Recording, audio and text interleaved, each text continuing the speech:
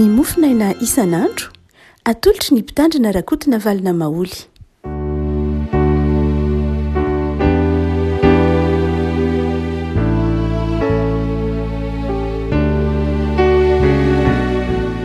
Falmiraba tsika ravako malala tratra ity Alarobia fa 20 ny volana Oktobra ity.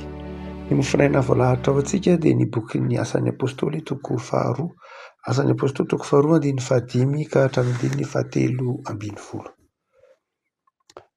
Asan'ny apôstôly toko 2:5 ka hatramin'ny 7:10 amin'ny anaran'i Jesosy. Ary nisy Jesosy mivavaka tsara nitoetra tany Jerosalema avy tamin'ny firenena samihafa rehetra ambanin'ny lanitra.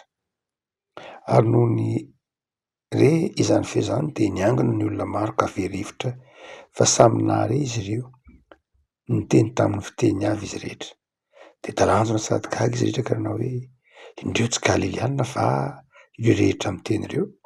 Koa ahoana no andrenesantsika amin'ny fitenitsika izay nahabe antsika dia Partiana sy ny Mediana sy ny Elamita ary mponina ny Mesopotamia sy Jodia sy Kapadokia sy Ponto sy Azia sy Frigia sy Pamfilia sy Egipta sy ny tany lehibe izay manodidina ny Kirena ary vahiny avy any Roma, na jiosy na prôzelita, Kretanina sy Arabo. Koa ahoana no andrenesantsika ireo miteny amin'ny fitenitsika avy dia asa lehibe ataon'Andriamanitra. Dia talanjona izy rehetra ka nianana sady niresaka hoe ahoana tokoa ny hevitra izany, fa ny sasany omekana hoe leondy vai mamy ireo. Ray masino manamasinana amin'ny fahamarinana ny teninao no fahamarinana. Tantara ny asan'ny apôstôly toko 2 ity dia mitantara ny latsahan'ny fanamasina na nanomezana ny fanamasina na tamin'ny atombohan'ny fiangonana tamin'ny vanim-potoanan'ny Pentekosta. Ny 5 ka hatramin'ny 7:10 dia milaza ny asan'ny fanamasina izay nahatonga fafahana ho an'ireo Galiliana ny teny tamin'ny fiteny-bahiny.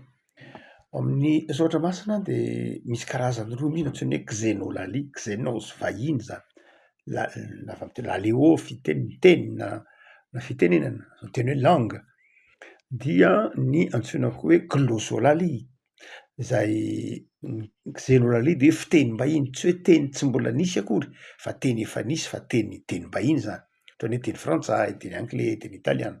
Fa misy koa antsoina hoe glossolalie izay karazana teny tsy fantatra, mety teny tsy mbola misy mihitsy ilay izy fa teny izay ateraky ny fanahy masina tahaka izany. Eto kosa dia tsy glossolalie fa xénolalie, izany hoe teny-bahiny, teny Partiana, teny Mediana, teny Elamita, teny olona ny Kapadokia, teny olona ny Azia, teny olona ny Arabia sy ny sisa rehetra. Lasa ny tenin'izay ireo Galiliana na lasa ny tenin'izay rehefa tonga ny fanahy masina.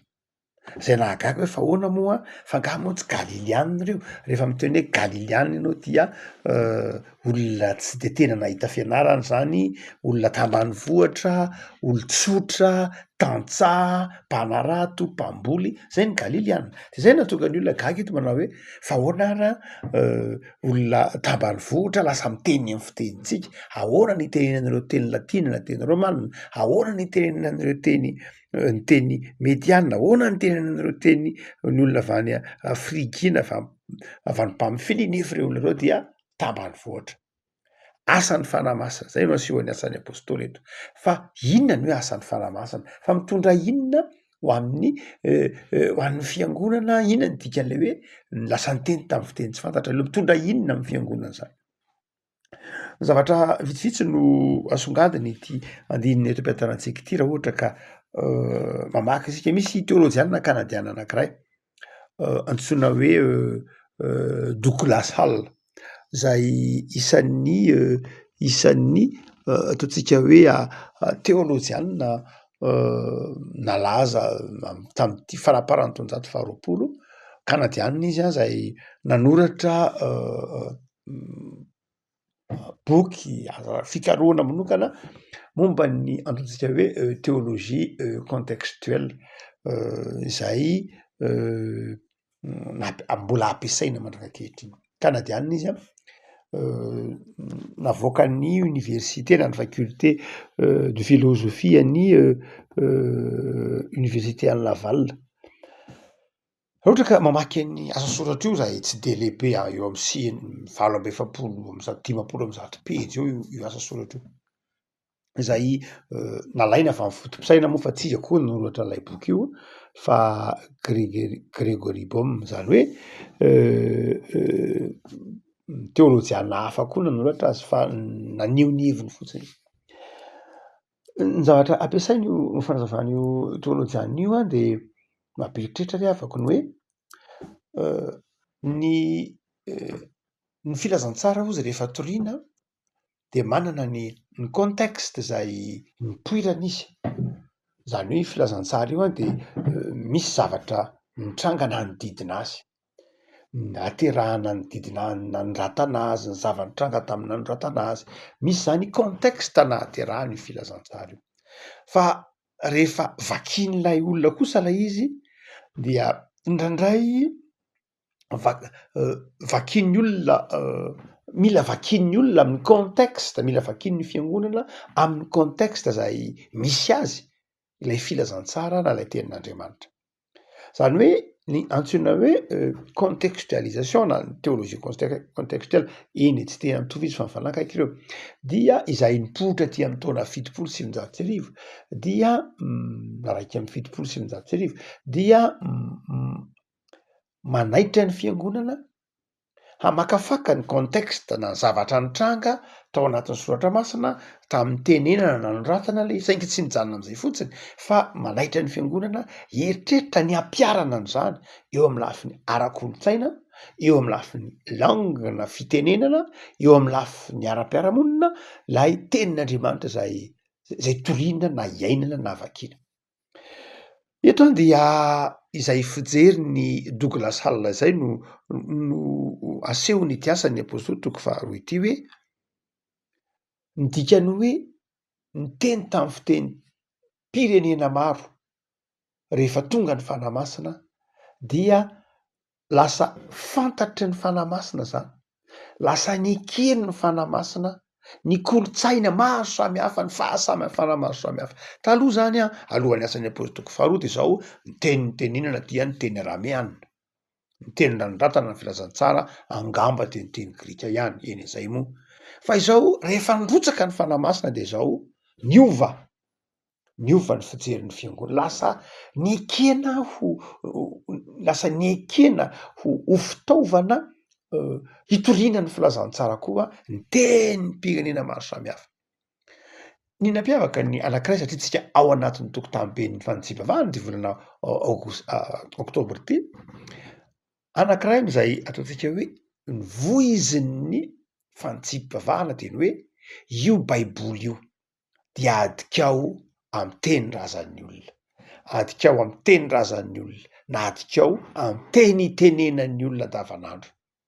Mba satria Andriamanitra miteny amin'ny olona vanim-potoana ankehitriny fa tsy miteny amin'ny olona tamin'ny vanim-potoana lasa ihany, miteny tamin'ny vanim-potoana lasa Andriamanitra, fa izao io tenin'Andriamanitra nitenenana tamin'ny olona lasa io dia mbola miteny amin'ny olona ankehitriny koa. Zay ny baiboly. Ny baiboly dia miteny amin'ny olona tamin'ny lasa fa miteny amin'ny olona ankehitriny. Le olona ankehitriny nefa miteny pamfiliana, miteny romanina, miteny parsianina, miteny mediana, amin'ny asan'ny apôstôly 2 ity, de izao lasa nieken'Andriamanitra lay fitenin'ny olona tamin'izany fotoana zany mba iresahan'Andriamanitra aminy. Zay ny dikany teny hoe ny teny de tonga nofo ao anatiny antsoina hoe théologie contextuelle na ao anatiny hoe ny fiangonana rehefa mitoro ny filazantsara de zao manakaiky ny maha izy azy ny olona, manakaiky ny kolotsainan'ny olona. Andriamanitra tamin'ny alalan'i Jesoa rehefa tonga nofo Jesoa de zao miteny de tonga nofo ary nofo de zao misy kolotsaina, ny nofo de zao misy tantara, ny nofo de zao misy fomba maro isan-karazany zay maha olona azy. No zany dia ny teny tonga nofo de midika hoe nanaiky ilay toetra maha olona Jesoa.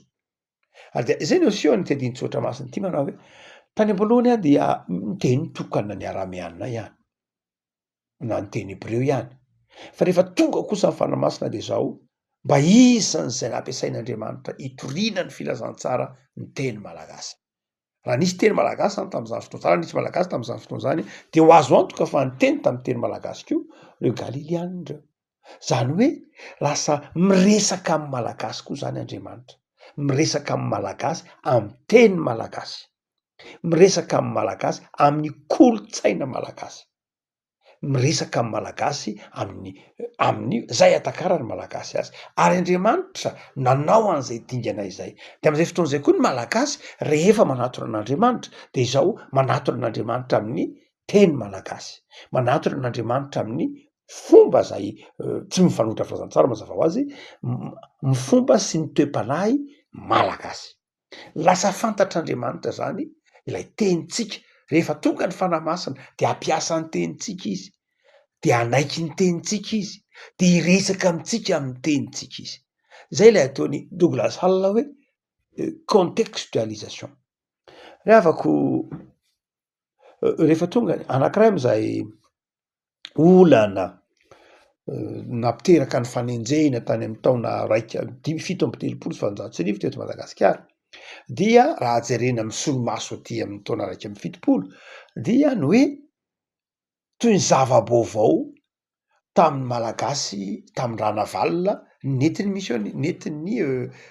misionera hoe tsy fantatray ohatran'ny razam-bazaza ny Jesoa zany ohatran'ny manimba ny kolotsainay manimba ny mahay zahay anay. Ateoriana vao samy resy lahatra ireo ataotsika hoe misiologue nareo systématicien isan-karazany dia resy lahatra manao hoe tena ilaina ny antsoina hoe contextualisation satria manjary lasa toy ny fivavahan'ny vahiny le fivavahana kristiana teto Madagasikara fotsiny ohatra, satria raha teo ny vazara nitondra ny filazantsara teto Madagasikara de nitondra ny filazantsara tamin'ny solomaso ny tandrefana mazava ho azy, satria niaraka tamin'ny civilisation natandrefana ilay filazantsara nentin'ny tandrefana ary dia lasa niaraka tam'izay toetsaina tandrefana zay. Niezaka ihany anankiray am'izay ide rahantsika mihitsy ny missionan'ny missionnaire London Missionary Society ny fitariany fanamasina sy ny farany hitatsaina izy ireo. Ary na de ny fampiasana fotsiny ary ilay hoe Andriamanitra izay nandikana ny teny anglisy hoe God, na ilay teny hoe andriananary na zanahary zay nandikana ny teny anglisy hoe God. Raha ohatra ka alaivo sary an-tsaina fa raha ohatra ka tsy nanaiky nampiasa ny teny hoe Andriamanitra na zanahary ny misionera tam'izany fotoana zany tamin'ny nandika amin'ny baiboly manomboka aty amin'ny taona telo amby roapolo sy valonjato sy arivo dia raha ohatra ka tsy nanaiky nampiasa an'ireo izy dia ho God ny etsotsika an'Andriamanitra. Zany hoe rehefa mivavaka tsika de manao hoe God io ta io zahay. Fa zao satria ireo misionera tamin'ny fotoan'andro naran-tsaina ary niditra tao anatin'ilay contexte tamin'ny fotoan'andro hoe efa misy Andriamanitra ao anatin'ny kolotsaina malagasy. Marina loatra fa io Andriamanitra io tsy voatery ho lay Andriamanitra rain'i Jesoa loatra. Tsy zay ny zava-dehibe taminy fa lay anarana hoe Andriamanitra de efa tao de izy manao hoe io Andriamanitra inonareo io raisiny le anarana io le God. Dia izay dia endrika anankiray amin'ilay antsoina hoe contextualisation. Indraindray itsika amin'ny vanim-potoana ankehitriny indraindray ohatra mampiady hevitra be ny anarana hoe Jesoa, mampiady hevitra be mihitsy. Aty amin'ny taona efatra amby fitopolo sy sivinjato sy arivo teo anivon'ny antsoina hoe kepina na teo anivony antsoina hoe FJKM de niady hevitra de teo aloha jiany tamin'ny fotoan'andro hoe ahoana moa zany no nitondra anaran'i Jesoa satria nitsoka ny ecumenisme. Rehefa nitsoka ny ecumenisme dia samy nieritreritra ireo fiangonana lehibe efatra eto Antananarivo, ny Anglikanina, ny Katolika Romanina, ny fiangonana Luteranina Malagasy ary ny FJKM. De samy nieritreritra ho an'ny FJKM sy ny FLM moa efa taty amin'ny taona efatra amby fitopolo sy sivinjato sy arivo de efa nanomboka nandinika an'izay izy. Fa tao anatin'ny FJKM zay teraka aty amin'ny taona valopolo de niara-nieritreritra hoe tsika malagasy tsika nefa ny anarana itsotsika ny Jesoa efatra samy hafa. Ho an'ny Anglikana de niantso an' Jesosy hoe Jesosy izy. Jesosy zay ny antsoin'ny Anglikana an Jesosy, matadidy an'izany ro zokiolona rehetra, Jesosy ozy. Ho an'ny katolika romanina, Zezo ny antsony azy. Matadidy an'izany ny zokiolona rehetra tamin'ny fotoan'andro hoe Zezo ny antsona ny antsoina an' Jesosy to amin'ny katolika romanina, satria ny misionera na ny mpitondra vavahana mitondra ny filazantsara tamin'ny katolika de frantsay, de niainga avy amin'ny teny hoe Jésus izy, de Zezo no nampiasany azy. Ho an'ny fiangonana Anglikana zay anglisy dia nampiasa ny teny hoe Jesus, dia nataony kosa hoe Jesosy. Ho an'ny loteranina, ny loteranina zay zanaky ny norvezianina, raha ny norvezianina dia nampiasa ny teny hoe Jeso, raha tena jerena tsara ny tantara dia Jeso no nampiasain'ny norvezianina. Ny protestanta zay nandova ny London Missionary Society de nampiasa ny teny hoe Jesosy.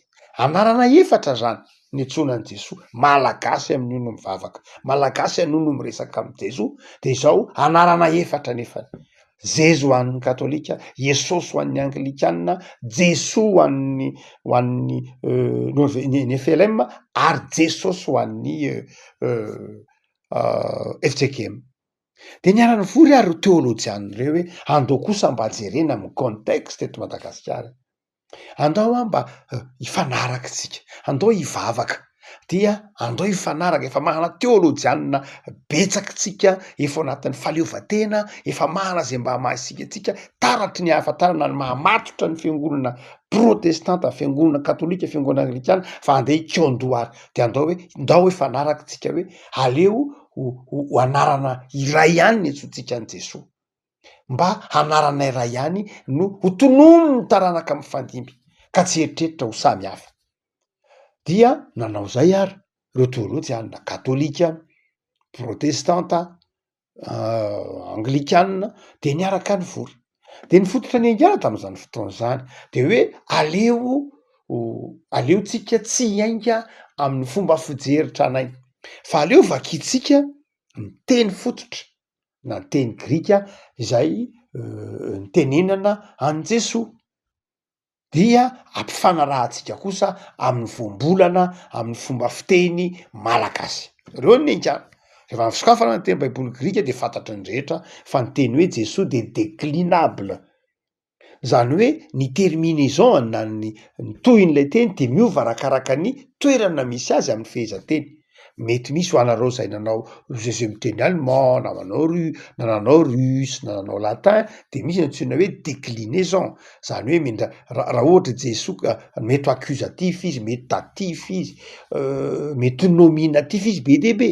No zany de rehefa miteny hoe Jesosy ao amin'ny soratra masina dia ny anaran'i Jesosy dia J aloha tsy nisy, tsy zay tsisy i tokana any eo, zany hoe Jesosy zay no ao Jesosy na Jesona na Jeso no anarana zay no iantsonan' Jesosy tao. Tsy toka nylay Jesosy zany tsy ohatran'ny tia malagasy mantsy hoe Jesosy de tsy miova foana, fa lay Jesosy zany de déclinable, miova arakaraky ny toerany ao amin'ny fehezanteny, raha enti milaza izy na lazaina izy na reny famena izy de miova arakarak'izay lay terminaison, ka mety ho Jesosy izy, mety ho Jesonna izy, mety ho Jeso fotsiny izy. De rehefa nijerena ireo teolojianina tamin'ny fotoan'andro de zao Jeso no matetika ampiasana kokoa any hoe Jesosy. Jesosy zany manakaikikaiky kokoa, Jesosy zay no manakaikikaiky kokoa. Zay zany ao anatin'ny amin'ny teny grika dia Jesosy mibetsaka ampiasana ny hoe Jesosy. Dia rehefa nizakainy de zao manao hoe no zany de zao raha avany amin'ny hoe Zezo makany amin'ny Jesosy rehefa tena nijerena de zao aleo Jesosy no ampiasaina zany. Saingy zao lay teny hoe i de zao ohatran'ny manova lay efa nahazatra satria misy J daholy ho an'ny katolika romanina de manomboka amin'ny J Zezo, ho an'ny norvezianina Jesosy, ho an'ny FJKM de Jesosy. No zany dia aleo hoan'ny Norveziana, hoan'ny FLM nampiasa koa Jesosy any izy aty ambadiky ny taona 50 fa Norveziana tany amin'ny taona 1900, 700 70, 80, 700 de mbola nateny hoe Jesoa fotsiny.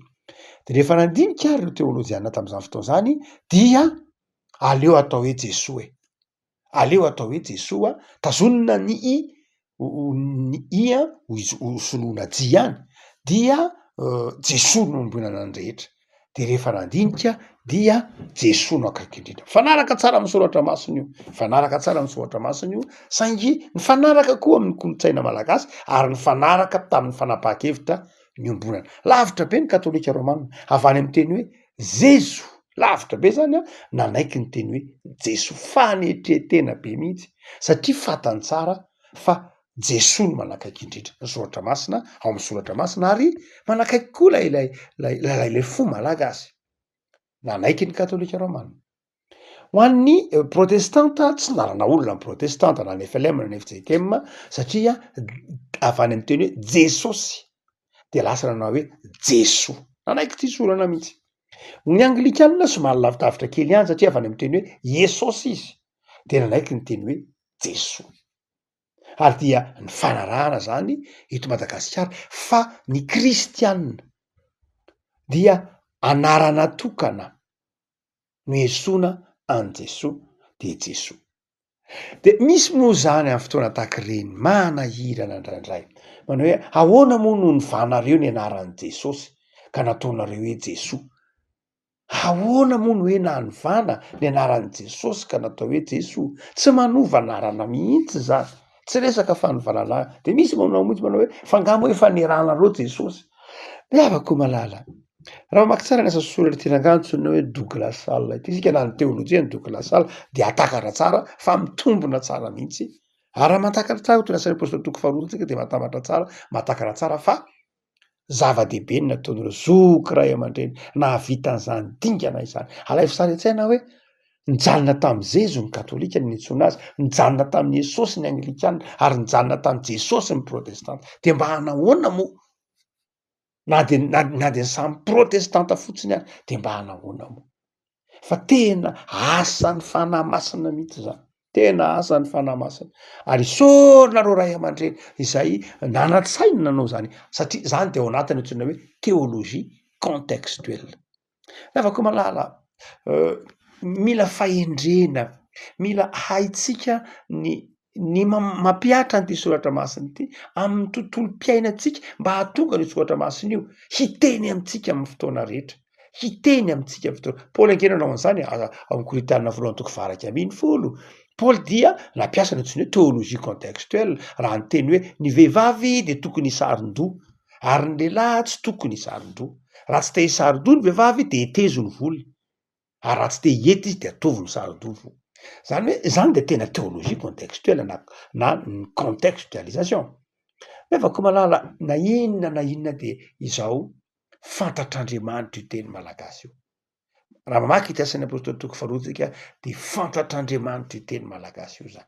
Eken'Andriamanitra ho fitaovana iresahantsika amin'ny teny io teny malagasy io.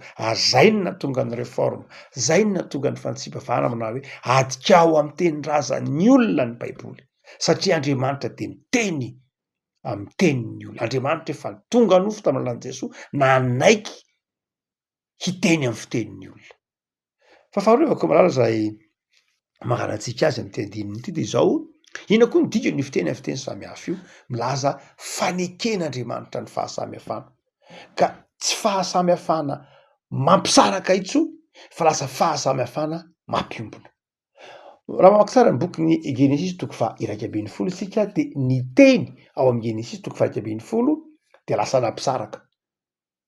Lasa niteny tamin'ny fiteny samihafa ny olona atao amin'ny tilikambo amin'ny Babely hoe Genesis de nisaraka ny olona.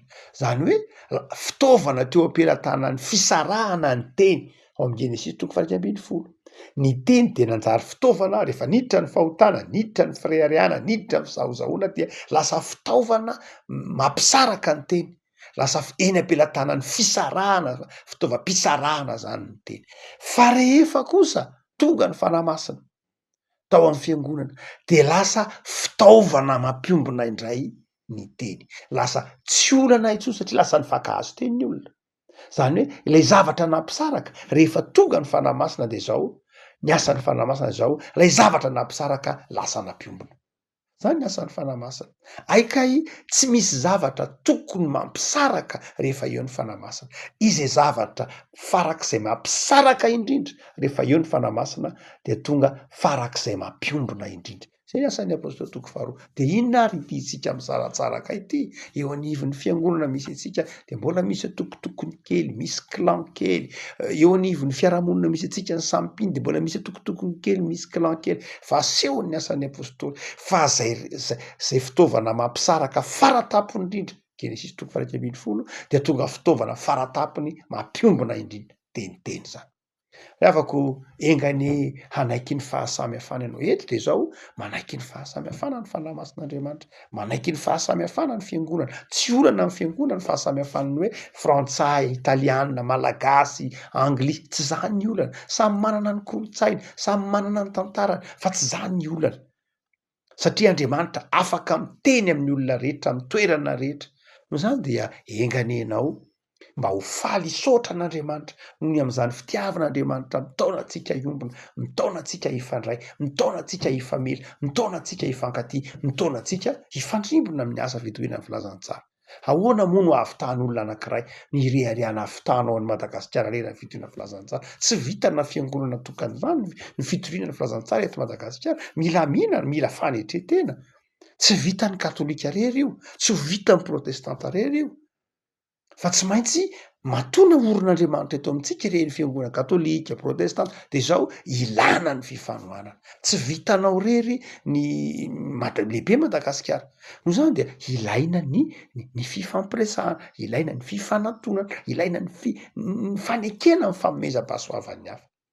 Fa tsy hoe mifanaratsy na misaraka na afaka malala enganenao hivavaka ho an'ny firaisan'ny fiangonana, ny fifankatiavan'ny mpino, ny fifamelan'ny samy kristianina, ary indrindra ny fifandraisan'ny kristianina amin'ny fiarahamonina. Mivavaka sika. Tompo am'zao anao zay noho ny amin'ny asan'ny fanahinao masina zay mampiombona anay, ny asan'ny fanahinao masina zay mampifandray anay, ny asan'ny fanahy masina zay mahatonga anay mahatakatra ny teninao sy ny sitraponao. Efa ao aminao Jesosy no nandravana ny hevitry ny fisarahana rehetra, ary tsy misy endrin-javatra afaka mampisaraka anay aminao Andriamanitra. Ary zahay sam'izay de faly manatona anao anatin'ny fanetretena satria anao efa nanao dingana nanatona anay. De mivavaka izay Jesosy. Zao tena ny herinandro zao, ampahirezo mba atakatra ny sitraponao, ampahirezo mba hiaina ny teninao. De mitahy anay Jesosy. Atao faly zahay maha-malagasy anay satria inonay fa tiany malagasy rehetra ianao. Satria fitiavana. Efa niteny tamin'ny teny malagasy ianao satria voadika amin'ny teny malagasy ny soratra ao masina. Dia atao faly amin'ny maha-malagasy, mirehareha maha-malagasy anay zahay satria avy aminao zany.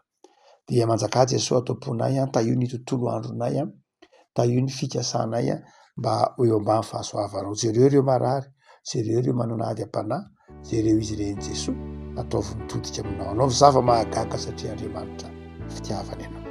De mitahy anay Jesosy amin'ny tontolo andro rehetra. Anio. Amen.